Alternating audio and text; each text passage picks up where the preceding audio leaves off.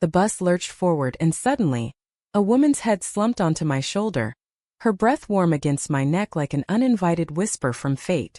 I froze, expecting her to jolt awake and apologize, but she didn't. She nestled deeper, her fingers brushing my arm as if claiming territory in this crowded New York commute. Stunned, I glanced down at her peaceful face, heart pounding with a mix of irritation and inexplicable pull, wondering if this stranger was about to upend my carefully guarded life. Mackenzie Harper had always prided herself on her invisibility in the chaos of Manhattan. At 28, she was a mid-level editor at a boutique publishing house, buried in manuscripts about star-crossed lovers, while her own life felt like a blank page. Mornings were a ritual. Black coffee from the corner bodega, earbuds blasting indie folk to drown out the subway's roar, and a seat on the M4 bus where she could stare out at the Hudson River without interruption. But on that crisp October morning in 2024, everything changed. The bus was packed tighter than usual, bodies swaying like pendulums with every pothole. Mackenzie clutched her tote bag, filled with red ink pages, and squeezed into a window seat. That's when she appeared. Andrea Voss, though Mackenzie wouldn't learn her name until later. Andrea boarded at 72nd Street, her dark curls tousled from the wind, wearing a vintage leather jacket that screamed effortless cool. She scanned the aisle, eyes landing on the sliver of space next to Mackenzie, and slid in without a word. First it was nothing, just two strangers sharing a ride uptown. But as the bus hit traffic near Central Park, Andrea's eyelids fluttered shut. Her head tilted, then fully rested on Mackenzie's shoulder. Mackenzie tensed, her pulse quickening. "Excuse me," she whispered, nudging gently. No response. Andrea murmured something incoherent and shifted closer, her hand grazing Mackenzie's thigh accidentally. Or was it? Mackenzie's mind raced. Was this woman drunk? Asleep? Playing some bizarre prank? She stole glances. Andrea's features were striking. High cheekbones, full lips parted slightly, a faint scar above her eyebrow that hinted at untold stories. The scent of lavender and rain clung to her, intoxicating in the stuffy air. Passengers around them exchanged amused looks, but no one intervened. Mackenzie debated shoving her off, but something held her back, a curiosity she hadn't felt in years, not since her college fling that ended in quiet heartbreak. By the time the bus reached 110th Street, Andrea stirred. Her eyes opened, hazel and wide with feigned surprise. "Oh God, I'm so sorry," she said, her voice husky with sleep, a faint southern drawl peeking through her New York polish. "Long night at the gallery. I must have dozed off." Mackenzie forced a smile, her shoulder tingling from the contact. "No worries. Happens to the best of us." But Andrea didn't move away. Instead, she straightened up slightly and extended a hand. "I'm Andrea. Let me make it up to you, coffee? There's a spot right here at my stop." Mackenzie hesitated. She wasn't one for spontaneity. Her days were scheduled down to the minute. Yet there was an electricity in Andrea's gaze, a challenge wrapped in charm. "Mackenzie," she replied, shaking her hand. "Sure, why not?" They disembarked together, the autumn leaves crunching underfoot as they walked to a cozy cafe on Amsterdam Avenue. Over steaming lattes, Andrea revealed she was a 30-year-old curator at a small art gallery in Harlem, specializing in queer artists. "I moved here from Atlanta 5 years ago," she said, stirring her drink. "Chasing dreams, you know? What about you?" Mackenzie opened up more than she intended, about her love for stories that captured the human heart, her quiet apartment in Morningside Heights, and the lingering ache from her parents' divorce that made her wary of connections. Andrea listened intently, her laughter like a melody that filled the gaps in Mackenzie's guarded soul. As they parted ways, Andrea slipped her a business card. "Call me. I owe you more than coffee for using you as a pillow." That night, Mackenzie replayed the encounter in her mind, the warmth of Andrea's touch lingering like a promise. She texted her the next day, and soon coffee turned into dinners, walks in Central Park, and late-night talks about everything from politics to poetry. Andrea was a whirlwind, passionate about social justice, with a tattoo of a phoenix on her wrist symbolizing her rise from a conservative upbringing. Mackenzie, more reserved, found herself blooming under Andrea's attention. Their first kiss happened 2 weeks later, under the twinkling lights of the Brooklyn Bridge during a spontaneous night out. It was soft, tentative, then deepening with a hunger that surprised them both. "I've never felt this way so fast," Andrea whispered against Mackenzie's lips. Mackenzie pulled back, eyes searching hers. "Me neither. It's terrifying." But terror gave way to joy. They spent weekends exploring the city. Picnics in Prospect Park, gallery openings where Andrea introduced Mackenzie to vibrant queer communities, even a road trip to the Hamptons where they watched the sunset over the ocean, hands intertwined. Yet subtle cracks appeared early. Andrea's phone buzzed constantly. "Work," she said. And there were moments when her stories didn't quite align, like vague mentions of an ex who still lingered. Mackenzie pushed the doubts aside, intoxicated by the romance. One evening, as they cooked pasta in Mackenzie's tiny kitchen, Andrea confessed, "I leaned on you on purpose that day. I saw you from the stop. Something about your eyes drew me in." Mackenzie laughed, heart swelling. "Stalker much?" "Guilty," Andrea teased, pulling her close. Little did Mackenzie know. This serendipitous meeting was the spark of a fire that would both warm and burn. As winter blanketed New York in snow, Mackenzie and Andrea's relationship deepened into something profound. They became inseparable, weaving their lives together like threads in a tapestry. Mackenzie introduced Andrea to her small circle of friends, book club buddies, and a co-worker named Jess, who eyed Andrea with playful suspicion. "She's too perfect," Jess whispered once. "Watch out for the plot twist." Andrea, in turn, brought Mackenzie into her world of art and activism. They attended protests for LGBTQ+ rights in Washington Square Park, where Andrea's voice rang out with fiery eloquence. "This is what matters," she'd say, eyes blazing. "Fighting for us." Their nights were filled with quiet intimacy, binge-watching old films on Netflix, sharing dreams under flannel sheets. Andrea opened up about her past, a strict family in Georgia who disowned her after she came out at 18. "I rebuilt myself here," she said one night, tracing patterns on Mackenzie's back. "But sometimes the ghosts creep back." Mackenzie shared her own vulnerabilities. The fear of abandonment rooted in her father's sudden departure when she was 12. "I don't let people in easily," she admitted. "But with you it's different." Their love felt unbreakable, a beacon in the city's relentless pace. For Valentine's Day, Andrea surprised Mackenzie with tickets to a Broadway show, Hadestown, where the themes of love and loss mirrored their own unspoken fears. Afterward, over wine at a dimly lit bar in the village, Andrea took Mackenzie's hand. "I love you, Mac. More than I thought possible." Tears welled in Mackenzie's eyes. "I love you too." But beneath the romance, tensions simmered. Andrea's work hours grew erratic. She'd cancel plans last minute, citing emergency acquisitions. Mackenzie noticed inconsistencies. A receipt for a hotel in Midtown when Andrea claimed to be at the gallery, or hushed phone calls she stepped away to take. One stormy afternoon in March, Mackenzie confronted her gently. "Is everything okay? You seem distant." Andrea sighed, pulling her into a hug. "Just stress. The gallery's struggling financially. I'm trying to secure a big donor." Mackenzie wanted to believe her. She threw herself into supporting Andrea, even helping organize a fundraiser event. The night was a success. Artists mingled under string lights in a converted warehouse, champagne flowing. Andrea shone, her charisma drawing in benefactors.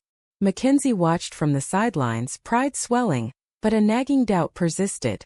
That's when she met Elena, Andrea's assistant, a sharp-witted woman in her mid-20s with a knowing smile.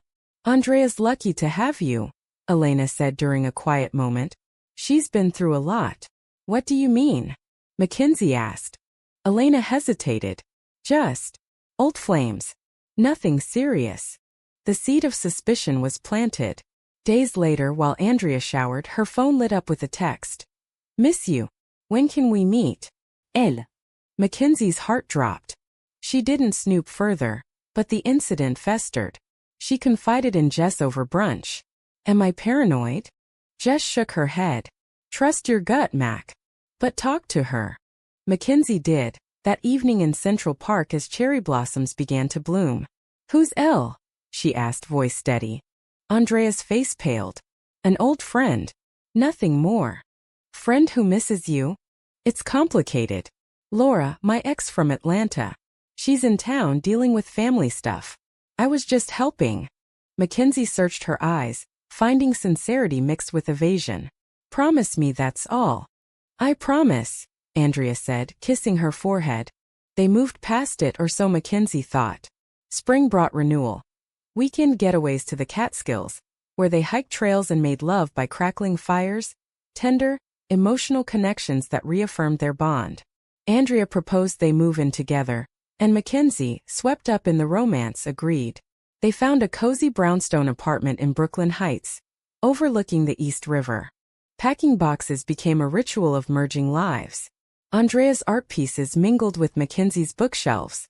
This is our future, Andrea said, hanging a painting of two intertwined figures.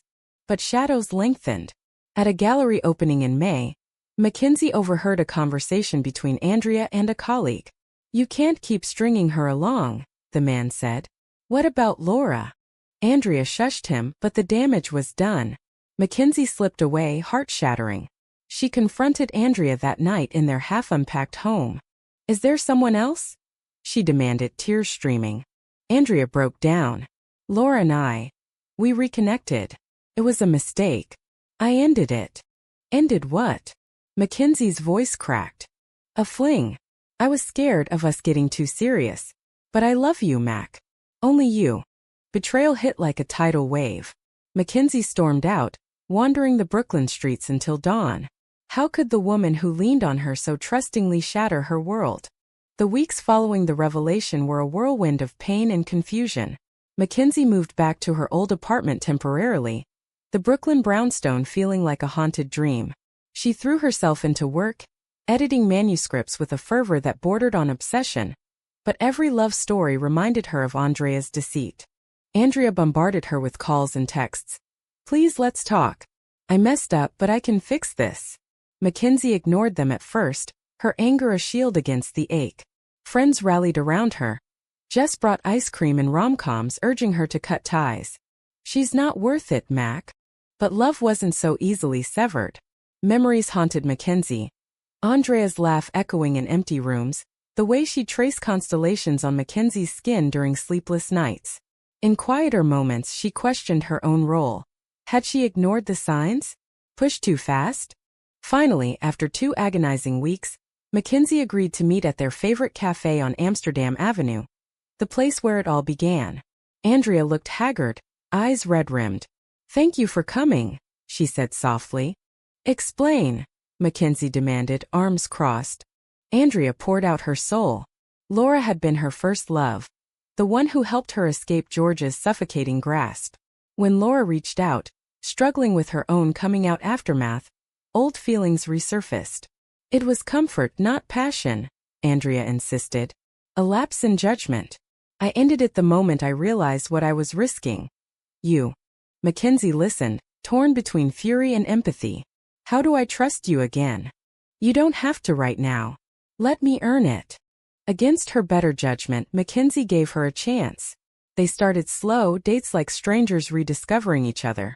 Therapy sessions, both individual and couples, became their lifeline. In a cozy office in Chelsea, they unpacked traumas. Andrea's fear of commitment rooted in abandonment, Mackenzie's walls built from betrayal.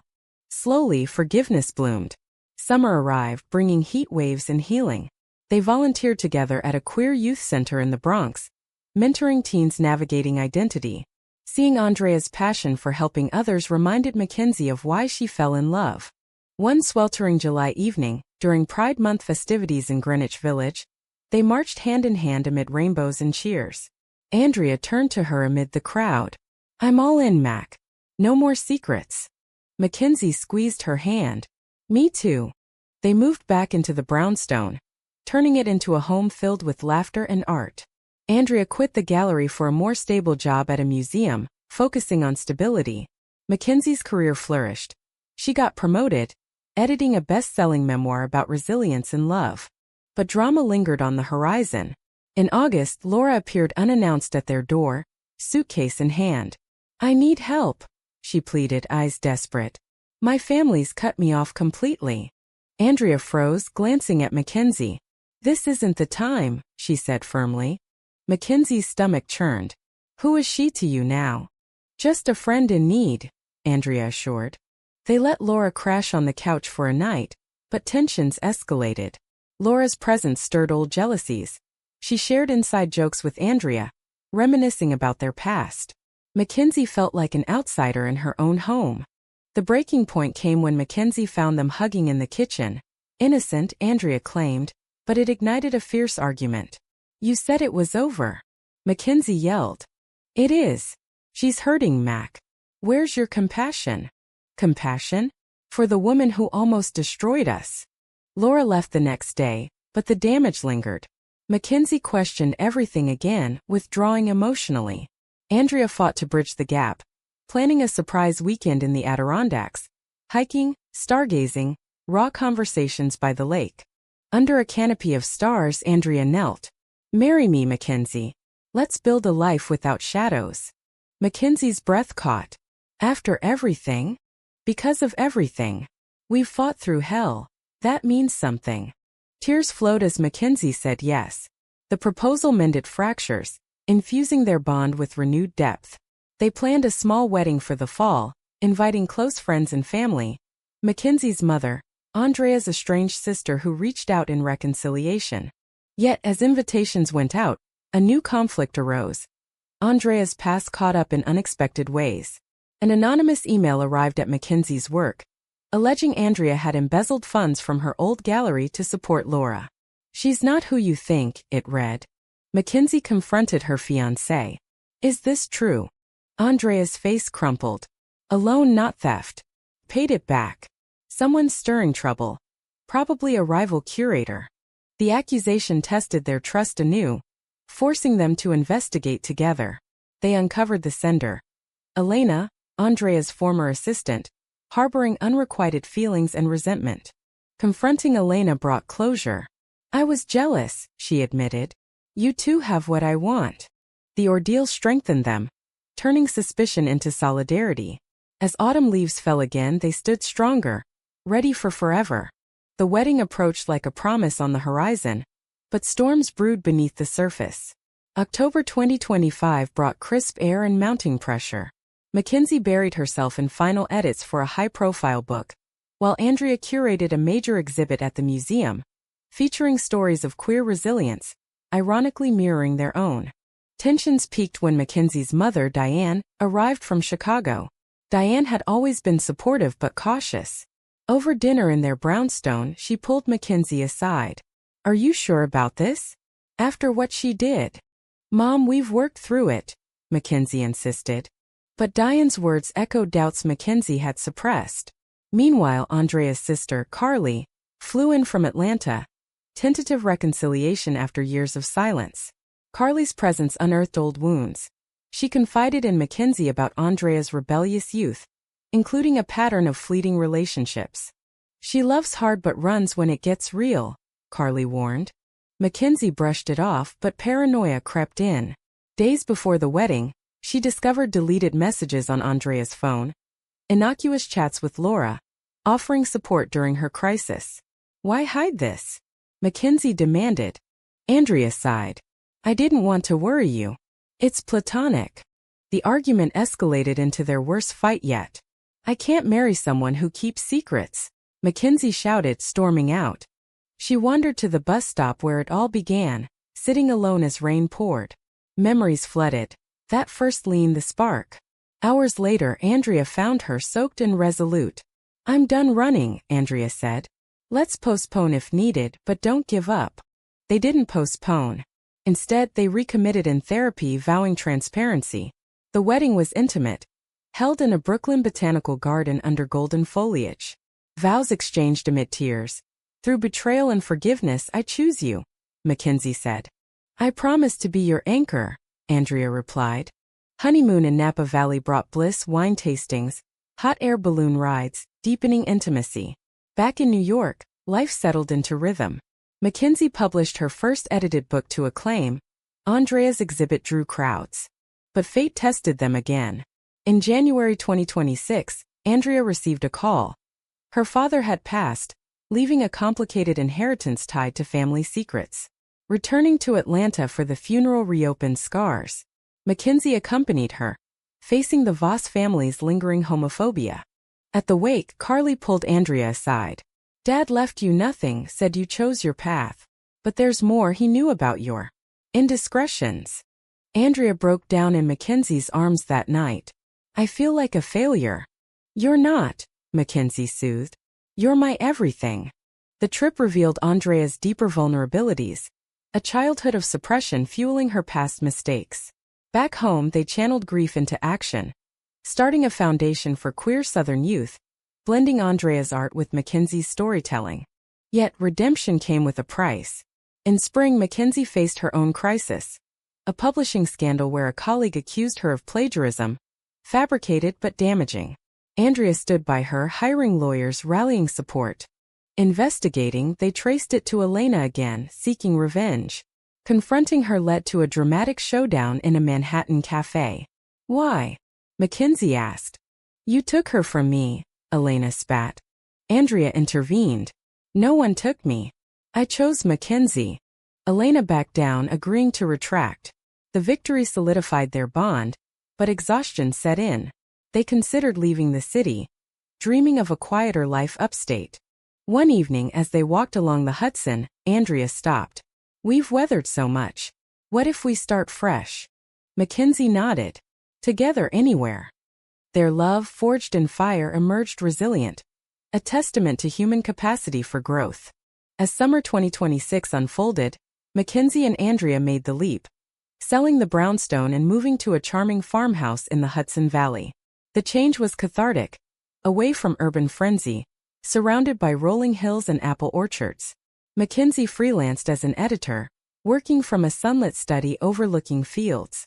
Andrea commuted part-time to the city, but focused on local art workshops, mentoring aspiring creators. Their new life brought peace, but echoes of past dramas lingered like faint scars.